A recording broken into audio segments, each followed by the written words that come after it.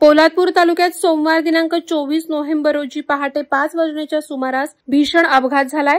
भोगाव गावाजवळ पुण्याहून खेडच्या दिशेने जाणारी खासगी ट्रॅव्हलर बस महामार्गावरील पुलाजवळ असलेल्या बॅरिकेड्सला धडकली आणि सुमारे 45 ते 50 फूट खोल दरीत कोसळली।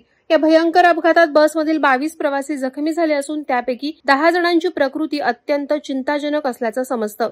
मुंबई गोवा राष्ट्रीय महामार्गावर सुरू असलेल्या कामामुळे एक लेन बंद ठेवण्यात आली होती। पहाटे घनदाट धुकं असल्याने चालकाला बॅरिकेड्स दिसले नाहीत। बॅरिकेड्सना धडक बसताच बस थेट दरीत कोसळली अशी प्राथमिक माहिती समोर आली आहे। अपघात होताच आसपासच्या ग्रामस्थांनी तातडीने घटनास्थळी धाव घेत बचाव कार्य सुरू केलं। जखमी प्रवाशांना दरीतून वर काढून रुग्णालयात हलवण्यात आलं। पोलादपूर पोलीस, महामार्ग सुरक्षा पथक आणि स्थानिक स्वयंसेवकांनी एकत्रितपणे मदत कार्य वेगानं पूर्ण केलं। या भीषण अपघातामुळे परिसरात खळबळ उडाली असून पुढील तपास पोलिसांकडून सुरू आहे। वादळवारा लाईव्हसाठी अमोल कुमार जैन, अलिबाग। नवी मुंबई व रायगड जिल्ह्यातील ताज्या बातम्या आणि घडामोडींसाठी सबस्क्राईब करा वादळवारा लाईव्ह चॅनल आणि दाबा बेल आयकॉन।